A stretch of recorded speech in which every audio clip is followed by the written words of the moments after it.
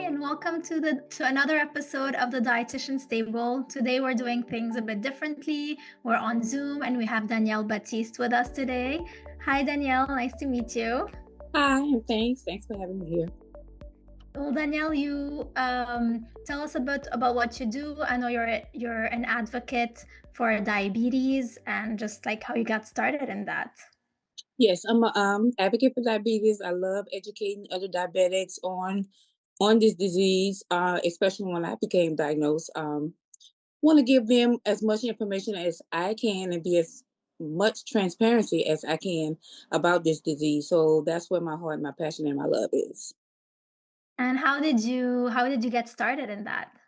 Um, Actually, I probably would have never got started, but but I got started when I didn't get started in 2013 when I got diagnosed. I went into denial around that time for about a year and a half because I didn't want to believe that I was a diabetic because I stereotype the type of people that will become diabetics.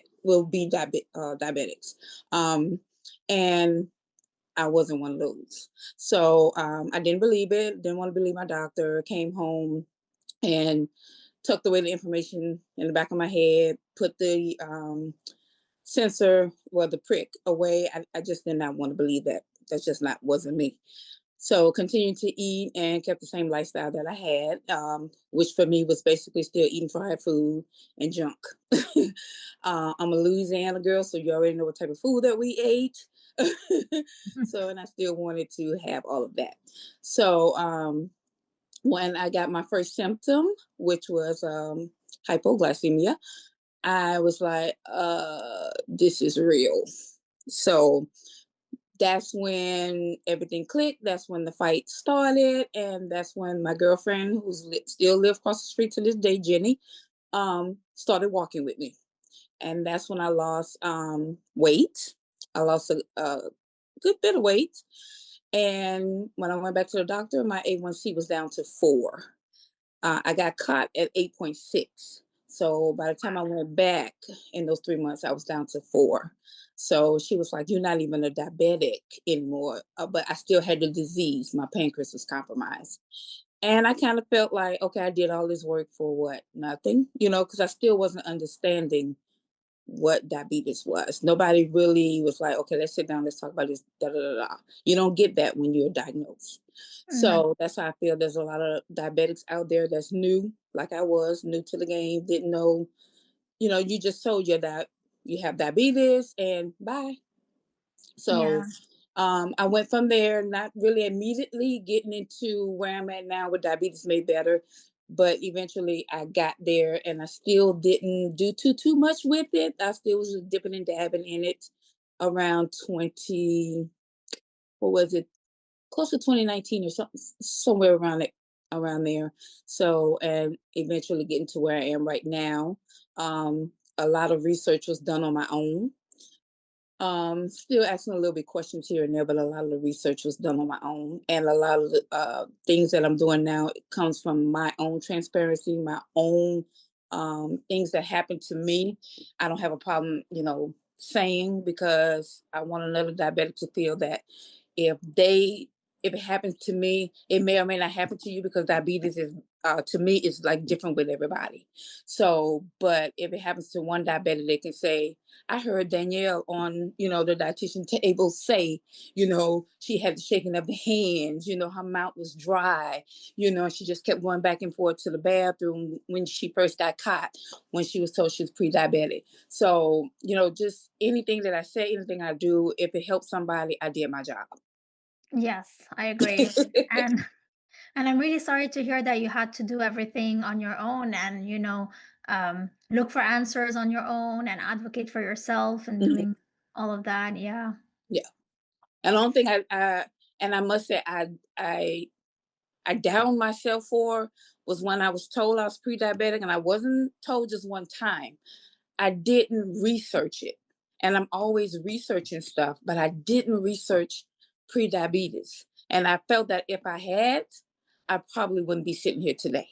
Mm. So, but I also take that as it was God's will for me to not research it and be here today. so I can do what I'm doing and be in front of other diabetics. Because when I talk to other diabetics, I mean, we could just we just be going. There's so much to talk about, There's so right? much to talk about. Yeah. So yes. So let's talk about that. Let's talk about how you got diagnosed with prediabetes. What were your signs? What can someone look for, and say, hey, I need maybe to get Mhm. things checked with my primary care physician? For me, I was at work, and it's like it's vivid, just like it happened yesterday or today. Me and my coworker Minnie were talking, and I was like, Minnie, my mouth is dry. It feel like cotton. And I was just drinking and drinking, and that was happening. And I went to the restroom, and I couldn't even close the door good. I was like, I gotta go back. And that kept happening. Going, I was like, what is wrong with me? And so I called up to the hospital to talk to my primary care doctor. She was like, do not even come to my office. Go straight to the lab. You are over the line. Because, like I said, she had been telling me I was pre diabetic already, but I just was not listening to what she was saying. And that's what she was like, do not come to my office. Go straight to the lab. And it was like, we'll call you at 3:30 with the results. And 3:30 on the dot, they was like, you're type 2 diabetic. Oh, And I was like, what? So they was like the next day, come and get your monitor, you're going to health management, you have 3-day classes, they're gonna be all day. And that's how that started. Yes, I'm sitting in classes learning about nutrition and this and that, but what? I'm still sitting you're like, what? I'm you're like, still what? processing, right? Yes. I'm like, what? I still don't know what you're saying. So I mean, I was in the fog, and that fog took me to the darkness. I went into denial. No, I'm not taking this because, like I said, I stereotype who gets diabetes, and I actually thought old people, fat people. Now, mind you, I wasn't a skinny girl, but I didn't think I was that big either. Yeah, So, but yes, I had for me, my symptom was cotton mouth and constantly urinating, but it wasn't like I was had a full flow of urinating. It was like just drop, but it was the to always urge just, to yeah, keep going. Yes, that's what I had. It was more yeah, of the urge. So if you having that urge and you like, and your mouth, I mean, I just like this is what cotton feels like if you put it in your mouth. So yes, that was my two symptoms that I had. yeah. And that's when you went from pre-diabetic to diagnosed with type 2 diabetes? Yes, yes. Okay. So how did you get diagnosed with pre-diabetes? Pre-diabetes, it was they were doing labs and they were saying that my glucose was high. Well, to me, it was when she kept telling me pre-diabetes, I was in between 6 and 7, Mhm. 6.7, 6.8. But when I got caught, I was 8.6. I always say when Oh, I got caught, I was 8.6. yeah. So my levels were like 6.7, 6.8, and she kept telling me, get them down, get them down. But nobody's saying pre-diabetes, but I like to know history. I like to know the whole story. You know, don't give me a Yeah. little bit, and and I'm all I'm gonna do is like, yeah, okay, okay, Yeah. and I didn't research it. So I, I kind of, like I said, I kind of was down on myself for not doing that. So Mhm. I took it as my fault. You know, So let's talk about that. Let's talk about what is diabetes, what are those numbers that you mentioned, so that everyone really understands. So pre-diabetes is when your blood sugars are higher than the normal range, but not high enough to hi, be yeah. considered type 2 diabetes. From what I have seen, it's like each doctor is different because she kept giving me chances. Well, even when I was at 6.7, 6.8, and she was saying pre-diabetes. Um, and she got me at 8.6. She was like, I could let you go to 7. Like I said, it was like each doctor that I hear be different. Like even sitting in the hospital now, everybody A1C. So that's what I'm saying when I say the numbers, Yeah, I everyone. was gonna The specify A1C, yeah. A1C The is the A1C, yes. It's my A1C when I got caught was 8.6, but before then I was 6.7, 6.8 when she was telling me, okay, you're in the pre-diabetes range, pre-diabetes range. Um, that's when you need to start asking questions. If you're Mm, not asking those questions, you're going to be like me and you're going to be in denial, and then you're not going to take care of it, and then you're going to let it get worse. So, yes. but thank God, by the grace of God, it didn't get to the point where I'm like really, I really got bad. So, Yeah. but yeah, it's your And A1C. it's your A1C, and the A1C is the average glucose levels over the 3 Three, months that 3 months. passed. Yes, 3 months. Yeah. So a Yeah. normal A1C for someone that doesn't have diabetes is less than 5.7%. Yes. And then when you're in the pre-diabetes range, then your A1C is between 5.7 and 6.4. Six, yeah. They have, Yeah. to me, the number changes. Yeah. Look, so I Because say they also look, varies. yeah, it varies, true. And then if Varies. it's more than 6.5 or above or 8 like you had, then Hmm. that's considered diabetes. So Yes. that's what they look at, Yes. mainly the A1C. Yeah. So I just did my last A1C was 5.7, 5.7. So I Mhm. should be getting ready to do another A1C in about a month or so. Okay. Yeah. So we'll And what yeah. we'll see. And well, hopefully your A1C is down Keeps again. going down. Yeah. Let's hope so. And pre-diabetes is reversible. Yes. Yes. So Yes, you that is didn't really important for everyone to know know. Yeah. that when you're diagnosed with pre-diabetes, this is information that you can use. You This is your body trying to tell you something, giving you the warning warning. sign. Yes. Don't do like me. And don't listen. So I'm saying here on this podcast, you're told you're pre-diabetes, listen and back it up. Slow down what you're doing, back it up. Yeah. Take take care of your body, change your lifestyle, change your eating habits, change your mindset. The main thing for me is change your mindset, then your lifestyle changes. I agree. Mindset is really important. How Yes. were you able to change your mindset? Um Basically when I got out there walking and I know I had a young child and that feeling, oh God, I don't want that feeling. I don't mm, that's not a feeling I wouldn't wish on my enemy. Just having hypoglycemia, no, I don't like that feeling. Me personally, I don't like that feeling. So my mindset, it was hard. I'm not even gonna sit here and say it was easy to do that because it's not. It's not. It's hard because if you have somebody in the house with you or you have friends and they still eating this way and you want to eat that way, and then you have to sit there and be like, oh darn, I can't eat that, but then you still looking, you like, oh God. It's hard. Yeah. It's hard. But I also learned too from other diabetics and from, doctors, it's like, don't what's the word I'm looking for? Oh, I can't even think of the word that I'm looking for, but it's basically don't starve yourself from, some of the things that you do like.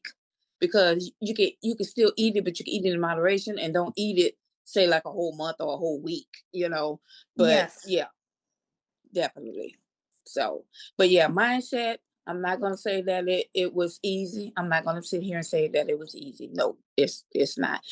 Some people it could come easy for, but for me personally, I had a lot that I had to get straight up in there to Mm, to change my mindset. And then because I never was a person that really was like exercising, so that was a big thing for me to get into walking and exercising, and to listen to what my body was saying, because I never was in tune with my body like I am in tune with it now. Every little change, bloop, I'm on it. yeah. And a Definitely. lot of people feel hopeless when they get this diagnosis and in denial like you were. Yeah. So how did you combat those feelings of hopelessness? I stayed there. I stayed there. I really did. I stayed there. Then I was like, who gonna get me out of this but me? Nobody else is gonna get me out of this because I'm not talking to nobody else to tell them what I'm going through. So who gonna get me out of this but me? Mm, You have some strong people, you have some weak people, and you have some in between people. But I had to get me out of that.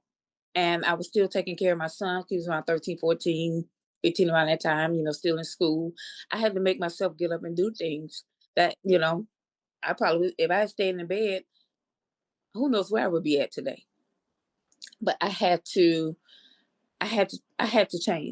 I had to change. And I had to want to change Mm, because once I started reading up on diabetes and what it can take away from you, now I need my eyes, I need my feet, I need my organs, I need everything.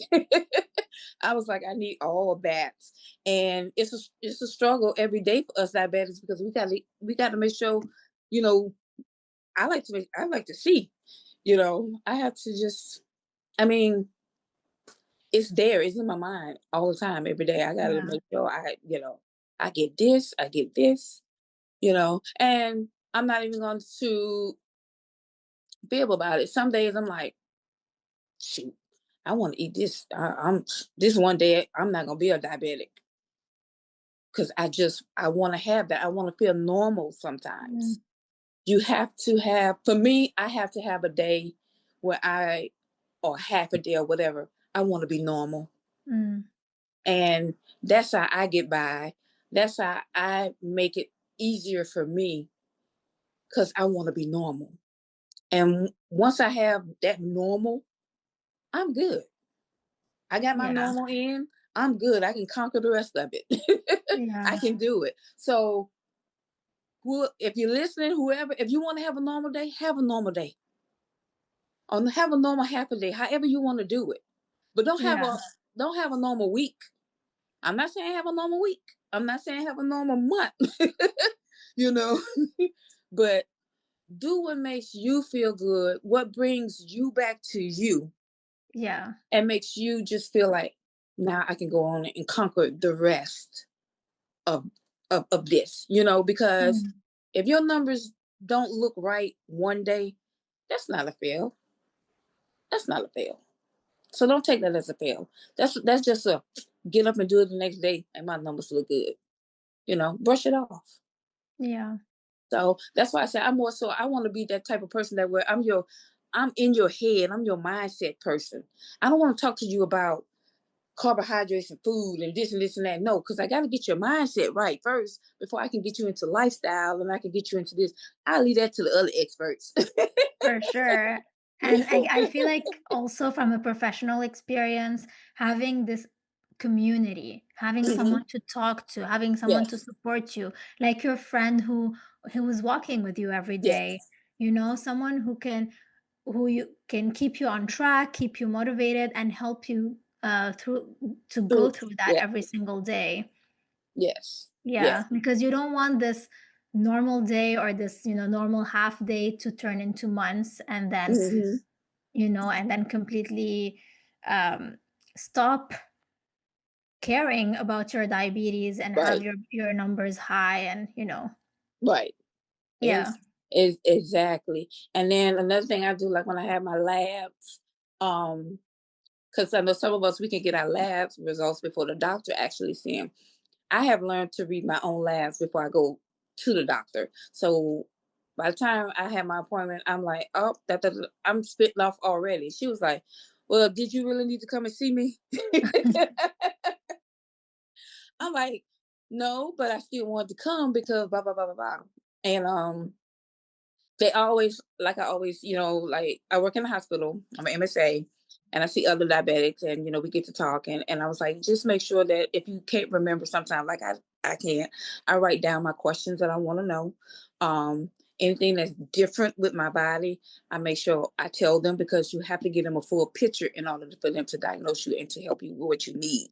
Yes, So just please do all that. You know, don't leave anything out thinking that if you hide it from your doctor, that the problem still exists. So please relay all of that to them. agreed. And what do you mean by MSA, if you want to explain it a little bit more? I'm a AMSA, Advanced Medical Support Assistant. So Okay. yeah, I make all the appointments and stuff for veterans. I work at the Veterans Hospital, so I make all appointments for veterans. So you are a little bit, in the medical world. Yeah, I sit with the Yeah. nurses, the doctors, so I hear it all. Yes. So yes, I mean, diabetes is only as hard as you make it, but don't go into that stage of denial that I went into and stay in there a whole year and a half, because it's not a good place to be, because you can Mhm. get stuck there and never come out. And it's not it's a hiding place. It feels safe because you don't want to acknowledge the diagnosis. But once you acknowledge it and accept it, then you can fight it. Yes, So you're absolutely right. And what do you would you want to share maybe a tip or two of something like a diabetes hack that you use maybe daily or frequently and that really helped you? Maybe it can help someone in our audience.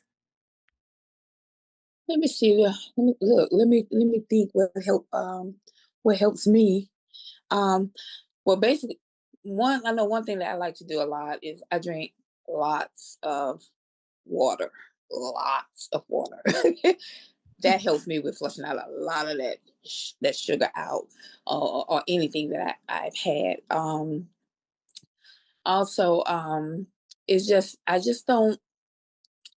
don't let the numbers really just affect me. If I look at my CGM and my numbers, I just don't let if it I just don't let it get to me, because I don't want it to affect my brain, affect with my mind.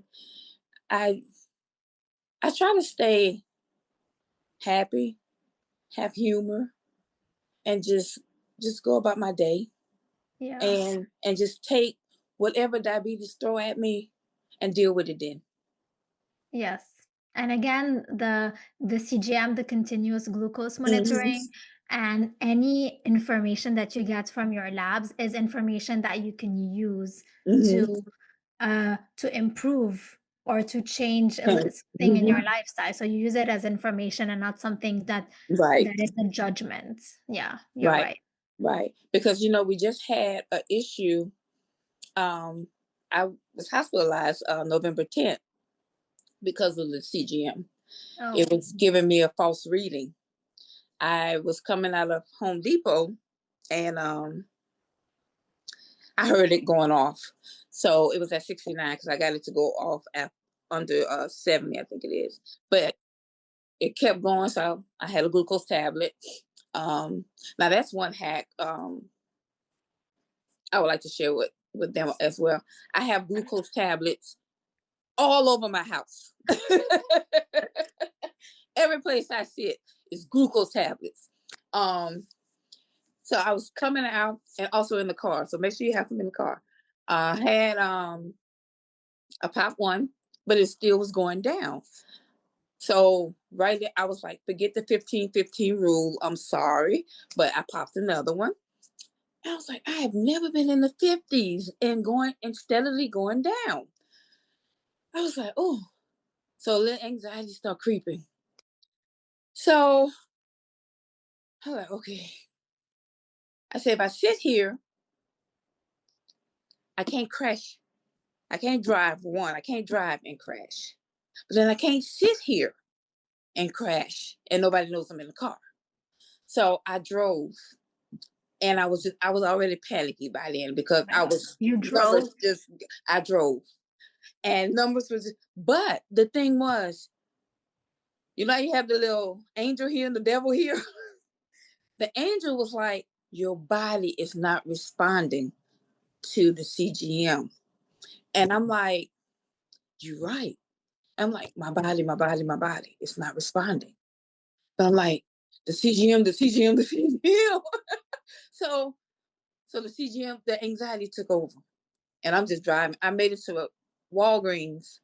And Walgreens, I looked like a crazed, deranged, I don't know. They were looking at me like, so I made it to the cooler, and I picked up a soda. I was like, oh no, this is zero sugar. Not that, not that. So I finally found a Mountain Dew. And I drank that Mountain Dew right in there. And I'm like, whatever. So, but Yeah. by that time, I'm not thinking. So I was getting ready to walk out, and I was like, you going to jail. So I walked back. And I gave her, it was a lady standing there. I was like, ma'am, could you play for this for me? I'm still like, so luckily she was a diabetic. And she said, baby, I know what you're going through. So she took my card, paid for the soda, gave my card back. And I got in the car. By that time, I made it to the light. The CGM say low. I said, low. My house was on the left, hospital on the right. I said, you can't go home and crash out with your son in the house. So I made it to the hospital. By the time I made it to the hospital, the CGM had 3 lines. I said, you know, flatline. God damn. I said, Oh, but I was like, your body is not responding to the CGM. What is going on? I was fine. I'm looking at my hands, no shaking. I said, I'm good. But what is going on? But like I said, anxiety took over. So I went to the hospital trying to get my information. They took me in the back. They pricking me. They was like, you 73, but your CGM saying you 40. They was like, take it to the back. Took me to the back, more pricking, more this, and that. Finally come up with, they're going to admit me. So I got admitted. CGM still saying this. Um, Finger prick saying this. I mean, I'm like, I said, y'all prick me one more time, I'm going to jump out the window. I was just like over. I said, but my body, I'm good. The doctor was like, how you feel? I said, I'm good. He said, I can't let you go home because you're exhibiting hypoglycemia. I said, well, I'd rather stay the night than to go home. So I stayed the night, more prick, and then she come shoot me up with glucagon. I got shot up twice with glucagon. I'm like, I'm good. I'm trying to tell you. But I didn't get released till the next day. And then finally Abbott came out with um certain CGM was impacted. I was oh, one of them that was impacted. I said, I got stick 99 times for an impacted CGM. that must have been so scary. It was, yes. Yeah. I think it was more the anxiety and the scared, and when I seen the low and the flat lines, then did anything. And the other side saying your body is not reacting Yeah, you don't to feel the that. symptoms of I the don't feel hypoglycemia. no symptoms or anything. So that's like my biggest thing is your body is your number one resource. It tells you, but I couldn't listen to it because I was so blinded by Yeah. anxiety that I overpowered Mm, reason. yeah. But I was like, oh my God. But yeah. So technology is good. Don't get me wrong, technology is good, but it's not the number one um It's just a tool, right? You have just a one tool. tool in your toolbox and then you have to use all the tools and yeah. And So how did you, find this bravery within yourself to speak up and to advocate for yourself with your care team and with especially with the technology of the CGM and everything you know, that went wrong that day? just the two, like I said, the two doctors that came in, I'm like, I'm trying to tell y'all, but it was, I think they Yeah, was more to them. It would have been a liability of letting me go when something happened. for So sure. it was more of I'm not listening to you. We're gonna keep you here, for the night. So um, they didn't listen to anything I would have said anyway. So I think for them, liability for the hospital was like more greater. So And yeah, and they want to make sure you're safe as yeah, well, like yeah. And yeah. I didn't want to go home.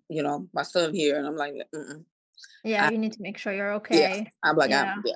So I was good. And I came home, put a new sensor on, and the sensor there was doing the same thing. But like I said, I got boxes of the finger pricks here. So I was still finger pricking for a couple of days until I actually got a sensor that was back on track. Mhm. So my from November 10th to the beginning of December was hell. I'm sorry you went through that. That's yeah. But it's like That's it quite is an what it is. adventure.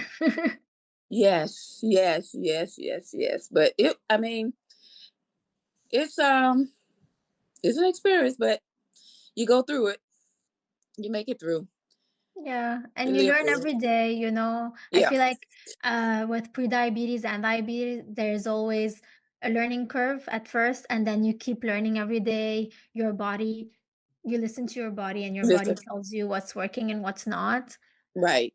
And the Exactly. most important thing is to see what's doable for you first and then start there, whatever Yes. that means. Maybe walking a little bit after a meal for 10, 15 Hmm. minutes, that's doable for you.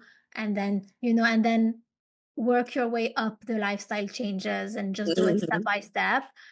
Because, like, what happened to you, you got diagnosed with type 2 diabetes, they put you in those classes, they were throwing information at you, and you were still processing everything, and it was really hard Yeah. to know where to start. Exactly. Exactly. Yeah. You're right. That's the thing. Don't throw us in classes so fast. I mean, let me digest it and go from there. But Yeah. it's not for the weak, I tell you that. Well, But I'm glad you were able to create a space to advocate for diabetes and pre-diabetes, to help other people, to create this community, to continue, uh, and continuing in that mhm. direction. I also had someone last week then who had the diagnosis of pre-diabetes, but she Mhm. didn't. No one really told her about it, Oh, so okay. she wasn't aware. And yeah, so It sometimes happened. it happens. It's still happening. They're not being informative as they can. They just tell you and send you on your way. Yeah. So I mean, it's and then with the healthcare the way it's going now, it's gonna be a lot of pre-diabetics and diabetics that don't know nothing. So And hopefully we'll be able to help them and change that. yes, if we can reach them all, Yes. so we'll be good. Well, thank you so much for everything that you're doing in Thanks. the You're diabetes welcome. space. You're so welcome. Yes. Anything else that you want to say to our listeners today? I would like to give them, maybe one or two little tidbits. Don't your numbers are, not a your numbers are a feedback. They're not a grade. So, just don't take it to heart and don't be hard on yourself. Just don't be hard on yourself. And you're not alone. So I would like if you can just build your diabetes community, and what I mean by that is that your PCP, the primary care doctor, um, your what is it, your pharmacist is your best friend, Mhm. your dietitian, your coach, just build that community, someone you can, call or talk to at any time if you got any type of diabetes questions or anything like that. Just build your diabetes community, so you have somebody at all times. So it's that helps a lot. And then small consistent steps I agree. beat big steps, so just be consistent. They don't have to be big steps. Small steps helps a lot. Small steps, but consistent steps. Yeah. Yep. Yeah. I mean, I've been doing this for a long time, but I still have to be consistent and still make, my steps because, we live with it. It's not going nowhere. Yeah. Well, thank you so much, Danielle, for You're being with us so today. welcome. You're so welcome. And for our listeners, if you want to like and subscribe, you're more than welcome to. That helps a lot. And if you want to be a guest on the show, you can go on our website, thedietitianstable.com/apply. Don't forget to subscribe wherever you get your podcasts. And thank you again for being here. We'll catch you in the next episode. The Dietitian's Table podcast is an independent production of the Dietitian's Table, LLC. Our co-founder and host is Joy Corey, MS, RD, CNSC. Our co-founder and CEO is Sam Sabaga. Our creative director and executive producer is me, Siri Khan. Content of the Dietitian's Table is for informational purposes only and is not intended as individual medical advice. For specific dietary or medical concerns, please reach out to your primary care provider.